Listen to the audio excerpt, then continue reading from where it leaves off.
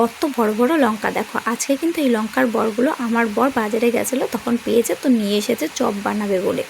তো এই লঙ্কাগুলো দেখে তো আমি অবাক হয়ে গেছি যে কত বড় বড় লঙ্কা। দেখো, দাঁড়াও, তোমাদের একটা লঙ্কা আমি আমার হাতের উপর নিয়ে দেখাচ্ছি। দেখো, একটা লঙ্কা দেখাবো যেটা আমার হাতের পাতার থেকেও বড়, আর লঙ্কাটাকে দেখো কত মোটা মোটা লঙ্কাগুলো। তো এই লঙ্কাগুলো দিয়ে এখন কিন্তু চপ বানানো, বা চপ বানানোর জন্য ব্যাটার রেডি হচ্ছে। দেখো, বেসনের মধ্যে একটু লবণ, হলুদ, একটুখানি কালো জিরে, আরও কী সব দিয়েছে সেটা আমি সঠিক করে বলতে পারছি না, কারণ এই খাবারটা কিন্তু আজকে আমার বর বানাচ্ছে। তো ও কিন্তু বাড়ি থাকলে আমাকে এরকম সুন্দর সুন্দর খাবার বানিয়ে খাওয়ায়। তো তোমাদের কার কার বর এমন সুন্দর সুন্দর খাবার বানিয়ে খাওয়ায় অবশ্যই কিন্তু কমেন্ট করে জানাবে। আর আমি কিন্তু আজকের এই লঙ্কার চপটা বানাতে জানতাম না, কেননা আমি একদিন চেষ্টা করেছিলাম, সেদিন হয়নি।